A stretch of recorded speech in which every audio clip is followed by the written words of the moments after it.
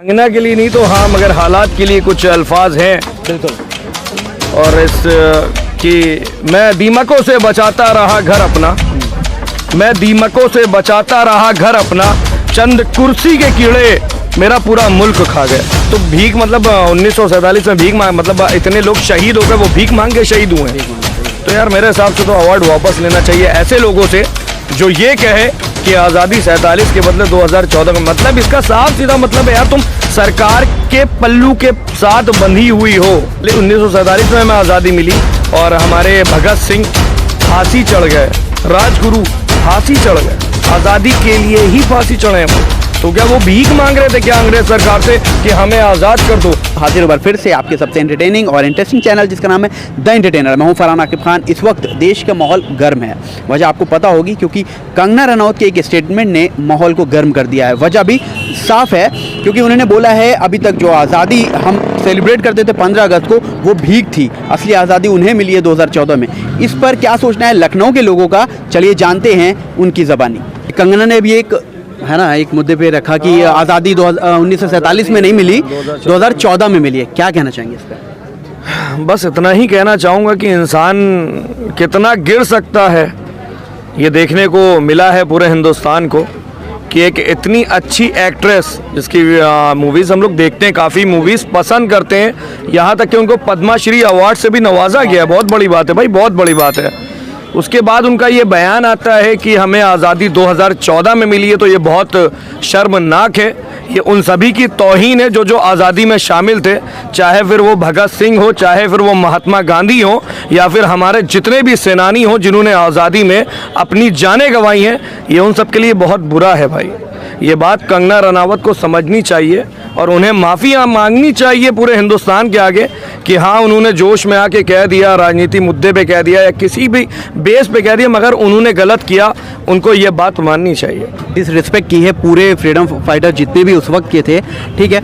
अच्छा, एक भीख की तरह उन्होंने बोला कि भीख थी वो, क्यों? मतलब आप क्या कहना चाहेंगे? अरे भाई, बस सीधी सी बात है, सिंपल सी बात है कि भाई यार जाहिर सी बात है कि जिसका राज, जिसका शासन चल रहा है, आवाज़ उसी के लिए उठेगी जिसका बोलबाला है। तो भाई अब इस टाइम हिंदुस्तान में किसका बोलबाला है सब जानते हैं, तो उसके साथ शामिल हो के कुछ भी कह देना ये बहुत बड़ी बेवकूफ़ी है, बहुत ज़्यादा निहायत गंदी हरकत है और ये हर हिंदुस्तानी समझ रहा है इस बात को। बहुत कम ऐसे लोग हैं जो उनको सपोर्ट करेंगे, मगर मेरे ख्याल से तो पूरा हिंदुस्तान उनके ख़िलाफ़ खड़ा है इस बात पे कि हमें 2014 में आज़ादी मिली। हमें आज़ादी 1947 ही में मिली है, जो हमारे पूर्वज, हमारे बड़े हमें दिला के गए। हकीकत यही है। अच्छा, बहुत लोग पॉलिटिकल अगर एंगल से देखते हैं तो मान लीजिए कोई उनके मानने वाले हों, कोई आइडल हों, या अगर प्राइम मिनिस्टर को ले लीजिए या होम मिनिस्टर को लीजिए, उनको राज़ी करने के लिए, खुश करने के लिए कि एक स्टेप उनको बना के हम आगे बढ़ेंगे, ठीक है। लेकिन अभी तक किसी ने देश को डिसरिस्पेक्ट करके ऐसी चीज़ें नहीं की। कंगना ने वो चीज़ की जब उन्हें हाल ही में पद्मश्री अवार्ड से नवाजा गया। तो ये कितना गलत है और इस अवार्ड के लिए आप क्या कहना चाहेंगे? क्या वापस लेना चाहिए? भाई मेरे हिसाब से तो ये अवार्ड उनसे फ़ौरन वापस लेने चाहिए, क्योंकि एक मुनव्वर राना है, काफ़ी बड़े शायर हैं, उनको भी इस अवार्ड से नवाजा गया था मगर उन्होंने वापस कर दिया था, कुछ मसले हो गए तो उस वक्त।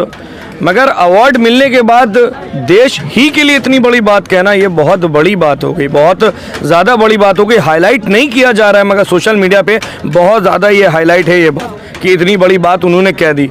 तो यार मेरे हिसाब से तो अवार्ड वापस लेना चाहिए ऐसे लोगों से जो ये कहे कि आज़ादी 47 के बदले 2014 में। मतलब इसका साफ सीधा मतलब है यार, तुम सरकार के पल्लू के साथ बंधी हुई हो, तुम देश के लिए नहीं। अगर भाई देश 1947 में भी था, देश 2014 में भी था, मगर ये कहना है कि आज़ादी 2014 में मिली, तो यार नेहरू या फिर कांग्रेस पार्टी ये सब क्या कर रही थी भाई? कर क्या रही? भीख के तौर पे बोला कि वो भीख थी। और भीख यार, ये तो भीख मतलब 1947 में भीख मांग, मतलब इतने लोग शहीद हो गए, वो भीख मांग के शहीद हुए हैं। वो क्या भीख मांग के शहीद हुए हैं? भाई 1947 में हमें आज़ादी मिली और हमारे भगत सिंह फांसी चढ़ गए, राजगुरु फांसी चढ़ गए, आज़ादी के लिए ही फांसी चढ़े हैं वो। तो क्या वो भीख मांग रहे थे क्या अंग्रेज सरकार से कि हमें आज़ाद कर दो? महात्मा गांधी का लड़ने का तरीका अलग था, हम उसको फुल सपोर्ट करते हैं कि उन्होंने अहिंसा से आए वो और अहिंसावादी करके उन्होंने देश को आज़ाद कर दिया। मगर इसका ये मतलब थोड़ी ना यार, मैं कहता हूँ कंगना रनावत से कि आप कर सकती हैं जो महात्मा गांधी ने किया है, उन्होंने नमक छोड़ दिया, उन्होंने तमाम चीज़ें अंग्रेज़ों की पहनना छोड़ दी सिर्फ और सिर्फ आज़ादी के लिए। इसे आप भीख कहेंगी तो आपके ऊपर क्या ही कहूँ, बस कुछ नहीं कह कोई सकता। शेर हो सकता है आपके स्टाइल में, जैसे आप हमेशा हर चीज़ के लिए शेर बोलते हैं, तो क्या कंगना के लिए कुछ 2 लाइन में हम बता सकते हैं बढ़िया कुछ? कंगना के लिए? हाँ, कंगना के लिए। कंगना के लिए नहीं तो हाँ, मगर हालात के लिए कुछ अल्फाज हैं। बिल्कुल। और इस कि मैं दीमकों से बचाता रहा घर अपना, मैं दीमकों से बचाता रहा घर अपना, चंद कुर्सी के कीड़े मेरा पूरा मुल्क खा गए। क्या बात है, क्या बात है, बढ़िया, बहुत ही बढ़िया। और कहीं ना कहीं ये भी उसी लाइन में लगी हुई हैं ताकि हमारा भी नंबर आ जाए। अरे मुझे तो, मैं तो अब यहाँ तक के कहने पे हूँ कि यार जो अवार्ड सोनू सूद को जाना चाहिए था, जो कोविड में इतना निकल के आया, जिसने लोगों की मदद की, जिसने पूरी दुनिया को दिखा दिया कि हाँ भारत में कुछ ऐसे लोग भी हैं जो इंसानियत को जिंदा कर सकते हैं, उसको अवार्ड न मिल के यार कंगना रनावत को अवार्ड जा रहा है। क्या किया यार उसने? सिर्फ और सिर्फ देश के अंदर नफरत फैलाई है। उनका ट्विटर अकाउंट बैन कर दिया गया सिर्फ नफरत की वजह से। तो यार सोनू सूद जो हमारे हीरो थे पैंडेमिक टाइम के, उनके यहाँ सीबीआई रेड पड़ रही है, इनको पद्मश्री दिया जा रहा है, किस एंगल से देखते हैं? वो इसी एंगल से देखते हैं कि काश वो भी थोड़े तलवे चाट लेते कुछ लोगों के, तो हो सकता है कि ये अवार्ड उनके घर भी पहुंच जाता। बस वही है। खैर, दिल उनका जिंदा है, ज़मीर उनका जिंदा है। दिल जिंदा है, ज़मीर जिंदा है, और सबसे बड़ी बात कि सोनू सूद के अंदर इंसानियत जिंदा है। इंसानियत जिंदा है। क्या बात है। वैसे उनकी सफाई आई है हाँ। कि मैंने मतलब उस तरीके से नहीं कहा था, मैंने इसलिए कहा था, मतलब साफ साफ दिख रहा है यार, पब्लिक बेवकूफ़ नहीं है। पब्लिक की जब नाराजगी इतना ज़्यादा देखने को मिली है, उसके बाद तो स्टेटमेंट हमेशा चेंज होते रहे हैं, किसी का भी हो। वो खुद भी नहीं पता कि वो, मेरे पास एक कुछ था मगर मैं यहाँ पे बोल नहीं सकता, मगर वो अल्फाज बहुत तगड़े थे। इससे पहले मैंने बोला था मगर वो अपनी मीडिया के ऊपर था। वो कंगना पे भी अब थोड़ा थोड़ा सूट करेगा, चाहे तो काट दिएगा वीडियो से, मगर अल्फाज बहुत तगड़े थे। वीडियो फिर देख के ऑडियंस की तरफ से बिल्कुल हो जाए। हाँ बिल्कुल, लेकिन कैमरे में देखिए, एकदम कैमरे में देखिए। कि अगर आने वाली नस्लें आपसे पूछे कि आपके दौर में मीडिया क्या कर रही थी, आने वाली नस्लें अगर आपसे पूछे कि आपके दौर में मीडिया क्या कर रही थी, तो आप कह दिएगा मीडिया अपने कलम से सरकार के पैजामे में नाड़ा डाल रही थी। क्या बात है। इससे और बंद लफ्ज़ों में बढ़िया जवाब क्या हो सकता है लोगों के लिए? बस यही समझ ले यार कि देश का मीडिया पूरी तरह से, मैं सबको नहीं कहूँगा, कुछ अभी भी हैं जिनके अंदर ज़मीर बाकी है, ज़मीर ज़िंदा है, जो सच्चाई दिखाने की ताकत आज भी रखते हैं। बहुत सारे चैनल है, नाम नहीं लूँगा, किसी चैनल का नाम नहीं लूँगा, मगर बस देश की मीडिया बहुत पीछे जा रही है। ये सिर्फ देश वाले ही नहीं कह रहे हैं, बल्कि पूरी दुनिया कह रही, पूरी दुनिया की आवाज़ें उठ रही हैं इस टाइम पे हिंदुस्तान की मीडिया पे। तो ये मीडिया को समझना चाहिए कि जाहिर सी बात है कि जब पूरे लोगों की उंगलियां आपकी तरफ हो तो आप गलत हैं। आपको अपने आप को सुधारना चाहिए यार। पत्रकारिता का मतलब ये होता है कि सच्चाई दिखाओ, सही दिखाओ, ना कि लोगों को गुमराह करो, ना कि सिर्फ एक साइड पे जाके बैठ जाओ ना भाई। बल्कि पत्रकारिता का मतलब ये होता है कि आप सबको लेके चले, आप सबको बराबर माने, आप सबके साथ रहे।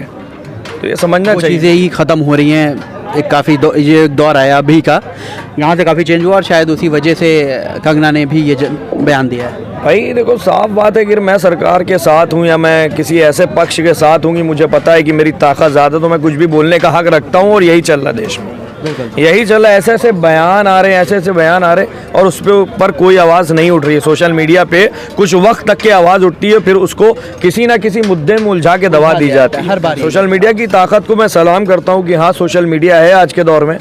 जिस तक के आम लोगों तक के सही खबरें पहुँचती हैं तो वो है सोशल मीडिया। बाकी मीडिया से तो यार बिल्कुल उम्मीदें ख़त्म होती जा रही हैं पिछले कुछ सालों से। बाकी पहले मीडिया बहुत अच्छी थी, मगर कुछ सालों से मीडिया के साथ भरोसा एकदम ख़त्म हो रहा है। बस ये हमारे वक्त के लिए ये अच्छी चीज़ हुई है कि सोशल मीडिया आ गया है, जिससे चीज़ें दबती नहीं, हमारी आवाज़ भी उठ जाती है, और एंड ऑफ द डे फिर उनको भी दिखाना पड़ता है कहीं ना कहीं करके। दिखाना पड़ता है भाई, उनकी मजबूरी है। जब इतनी ज़्यादा आवाज़ें उठती हैं तो कहीं ना कहीं किसी कोने में एक हेडलाइन छोटी सी या फिर एक हल्की सी न्यूज़ दिखाना पड़ता है। मगर कुछ चैनल्स हैं मीडिया के जो अपना काम पूरी तरह से कर रहे हैं और ईमानदारी से कर रहे हैं। बिल्कुल, उनको भी सलाम है, पूरा देश उनको सलाम कर रहा है। तो ये थे हमारे कैब भाई जो सोशल मीडिया इन्फ्लुएंसर हैं और लखनऊ के काफ़ी जाने माने हैं। तो उम्मीद करता हूँ आपको वीडियो पसंद आई होगी। ऐसे तमाम एंटरटेनिंग वीडियोस के लिए मेरे चैनल द एंटरटेनर को लाइक करें, सब्सक्राइब करें और शेयर करना भूलिएगा। द एंटरटेनर चैनल को सब्सक्राइब करें, शेयर करें। भाई बहुत अच्छा काम कर रहे हैं, आ रहे हैं, पब्लिक का रिव्यू ले रहे हैं, उनके बारे में जान रहे हैं कि भाई उनकी राय क्या है। लोगों के लिए और जो आजकल चल रहा है यहाँ पे उसके लिए क्या राय है। तो भाई के चैनल को सब्सक्राइब करो, वीडियो भी शेयर करो, अच्छा काम कर रहे हैं भाई।